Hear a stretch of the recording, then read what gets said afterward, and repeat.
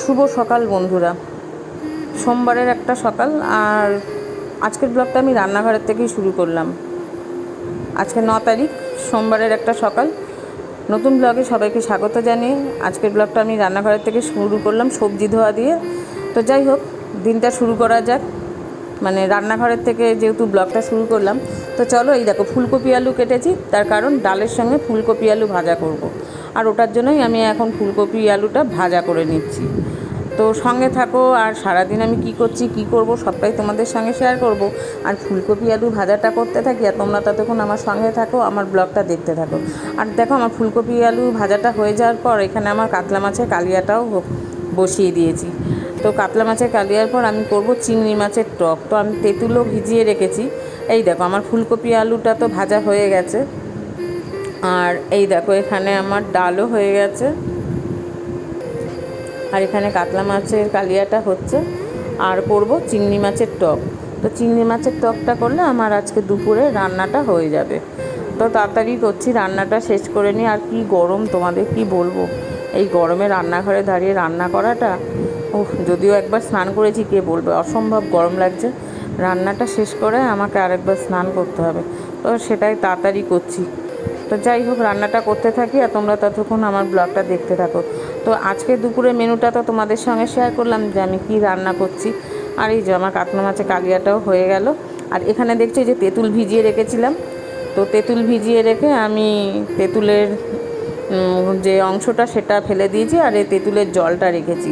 আর এবার আমি চিংড়ি মাছটা ভালো করে লাল লাল করে একটু ভেজে নেবো, আর সর্ষে ফোড়ন দিয়ে চিংড়ি মাছের এই টকটা আমি করবো। আর এই দেখো, এখানে এই যে চড়াই পাখিগুলোকে দেখছো, এদের তো আমি প্রতিদিন খেতে দিই। তা ওরা এই দুটো টাইম আসে ওরা খেতে, তো চলে এসছে। আর এই যে আমার মাম্মাম এত দুষ্টামি করছে, তাই ওরা নিচে নেমে খেতে পারছে না, তাই একটু ওপরে উঠে রয়েছে। মাম্মামের প্রত্যেকটা দিন ওদেরকে ভয় দেওয়া চাই, বারণ করলেও মাম্মাম শোনে না, এত দুষ্টু মাম্মাম। যাই হোক, এই যে চিংড়ি মাছটা ভেজে নিচ্ছি, চিংড়ি মাছটা একটু লাল লাল করে ভাজবো।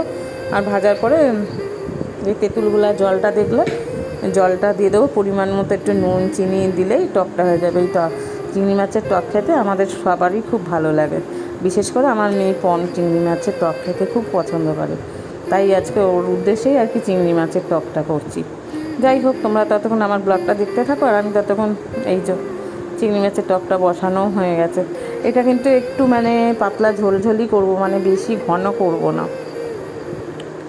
তো যাই হোক, এই যে আমার চিংড়ি মাছের টকটাও হয়ে গেছে।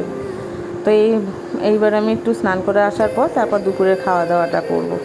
তো ততক্ষণ তোমরা আমার ব্লগটা দেখতে থাকো, আর আমি আমার বাকি কাজটা কমপ্লিট করে ফেলি। ওদিকে মাম্মাম কী করছে সেটাও একটু দেখার ব্যাপার। যাই হোক, দুপুরে চলে এসেছি আবার রান্নাঘরে, এখন খেতে দেবো। দেখো, আমি আমার বাবাইয়ের থালাটা রেডি করেছি। এই যে ওদের 3 জনের খাবার রেডি করেছি, এবার ওদের খেতে দেবো। তারপরে মাম্মামকে খেতে দেবো, আর মাম্মামকে খেতে দিয়ে তারপর আমি খাবো।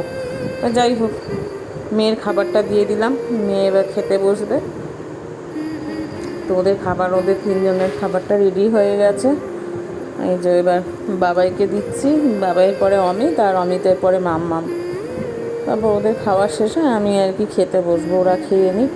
ওদেরকে খেতে দিয়ে আমি একটু বসে থাকি, ওদের খাওয়ার শেষে খাওয়াটা হবে, তারপর আর কি আমি খেতে বসবো। ওরা একটু খেতে থাকুক, আমি একটু ফ্যানের হাওয়ায় বসবো, ওরা খাবে, খেতে খেতে একটু গল্প করবো আর কি। আর আমি লাস্টে খাই, তার কারণ আমি কার্টুন দেখতে দেখতে খাই, ওর জন্য আমি একটু লাস্টে খেতে বসি। ওরা খেতে বসে, ওরা তো অন্য কিছু। এই যে মাম্মামের দেখো খাবারটা রেডি করছি, মাছ ভাত। এই যে মাছ দিয়ে ভাতটা মাখিয়ে দেবো, ও খেয়ে নেবে। আর ওকে খেতে দেওয়ার পরে তারপর আমি একটুখানি বসে থাকবো, বসে তারপর কিছুক্ষণ পরে খেতে বসবো। একসঙ্গে কত পাখি কিচিরমিচির কিচিরমিচির কিচিরমিচির করছে।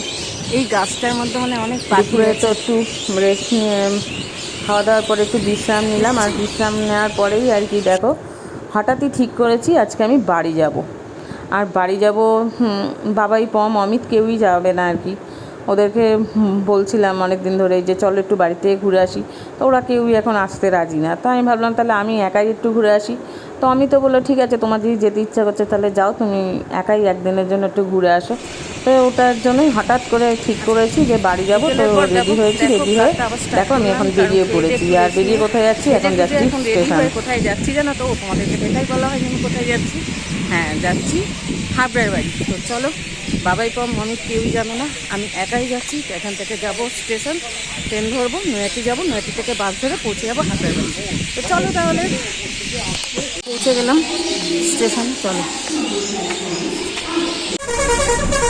আচ্ছা দেখো, আমি কিন্তু নৈহাটি থেকে বাসে উঠে গেছি। তো ওঠার পরে তোমাদের সঙ্গে কথা বলার মতো আমি অবস্থাতে নেই। অসম্ভব ভিড় আর অসম্ভব গরম, মানে তোমরা আমাকে দেখলে বুঝতে পারবে আমি গরমে আমার অবস্থা খারাপ হয়ে যাচ্ছে। মানে এইভাবে এতটা গরম লাগলো আমি ভাবতে পারিনি। তার মধ্যে একটা বাজে শীত পেয়েছি, তোমাদেরকে কী বলবো। আমাকে দেখেই তোমরা বুঝতে পারছো, দেখো আমার অবস্থাটা ঘেমে টেমে আমার একেবারে চোখ লঙ্কা বাটার মতো জ্বালা করছে, চোখের মধ্যে ঘাম টাম ঢুকে যাচ্ছে। তোমাদেরকে কি বলবো। যাই হোক, আমার ব্লগটা তোমরা দেখতে থাকো, আর ততক্ষণ আমি যেতে থাকি।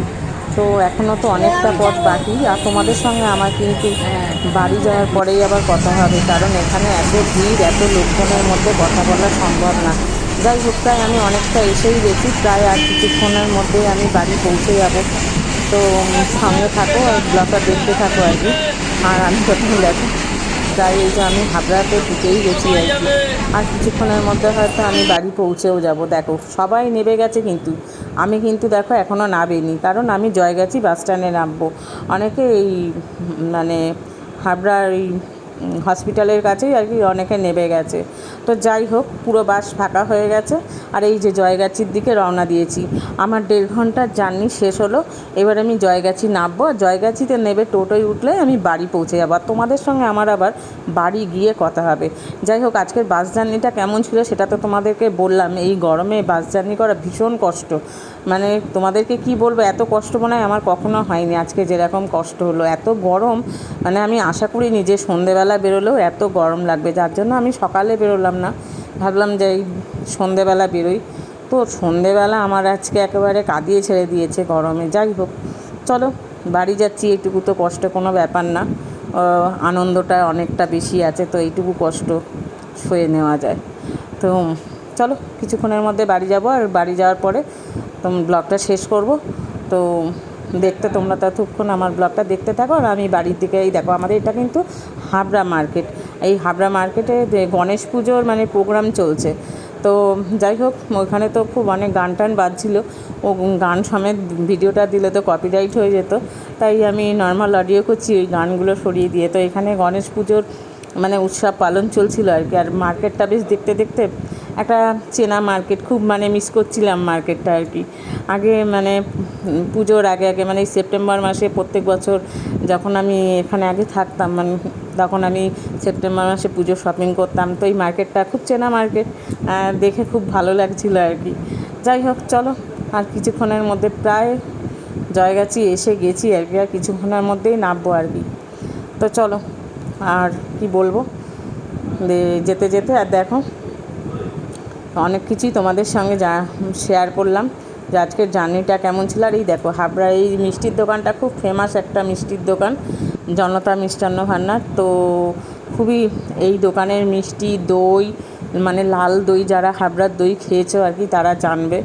আর এই দেখো এই সাইডের সিটটা তোমাদের কেন দেখাচ্ছি জানো, এই বাজের সাইডের সিটটায় জায়গা পেয়েছিলাম, কোনো এর জন্য কোনো হাওয়া পাচ্ছিলাম না, কিচ্ছু না, তোমাদেরকে কি বলবো। যাই হোক, আমি কিন্তু দেখো হাবড়া এই জয়গাছিতে নেমে গেছি। আর নামার পরে এই যে তোমাদেরকে দেখাচ্ছি, এই যে জয়গাছি একটা। আচ্ছা, আমি হাবড়ায় পৌঁছে গেছি। হাবড়া এই জায়গাটার নাম হচ্ছে জয়গাছি বাস স্ট্যান্ড। তো এখানে আমি অটো থেকেছি এবার টোটোর জন্য, টোটোয় উঠে তারপর বাড়ি যাবো আর কি। তো আমি জয়গাছি বাস স্ট্যান্ডে নামলাম, এখান থেকে টোটো নেবো, নিয়ে বাড়ি যাবো। চলো। আচ্ছা দেখো, আমি টোটো পেয়ে গেছি, আর তোমাদের সঙ্গে আমার কথা হচ্ছে বাড়ি গিয়ে। জয়গাছি থেকে টোটোয় উঠে পড়েছি, আর কিছুক্ষণের মধ্যেই আর কি বাড়ি পৌঁছে যাব। তো যাই হোক, টোটো পাচ্ছিলাম না, অনেকগুলো টোটো যে যাবেন যাবেন যাবেন করে, যাই হোক অবশেষে একটা টোটো পেয়েছি। আর এইবার আমি আর কিছুক্ষণের মধ্যে বাড়ি যাব। বাবা, বাড়ি গিয়ে বাঁচি আর কি, গরমে আর পারা যাচ্ছে না জানো তো, আজকে ভীষণ কষ্ট হলো। যাই হোক, বাড়ি চলে এসেছি। আর বাড়ি এসে দেখো এই যে এখানে বিনা বসে রয়েছে, তনু বসে রয়েছে, আর সবাই বসে আমরা আড্ডা দিচ্ছি। তো এই দেখো আসার পরেই খাতির যত্ন শুরু হয়ে গেছে আর কি, চা ঠা। আচ্ছা, বাড়ি এসে গেছি, আর বাড়ি আসার পর আজকের মতো ব্লগটা আমি এখানে শেষ করছি। কাল সকালে আবার নতুন আর একটা ব্লগে তোমাদের সঙ্গে দেখা হচ্ছে। ততক্ষণের জন্য সবাই ভালো থেকো, সুস্থ থেকো, টাটা। আর বাস জার্নিটা কেমন হলো সেটা দেখতেই পেলে। অসম্ভব গরম, মানে বিভৎস কষ্ট হয়েছে গরমের মধ্যে আজকে বাস জার্নি করে আসতে। যাই হোক, তো টাটা, সবাই ভালো থেকো। কাল আবার তোমাদের সঙ্গে দেখা হচ্ছে। আর নতুন বন্ধু যারা আছো তারা সাবস্ক্রাইব করতে ভুলো না। তো টাটা।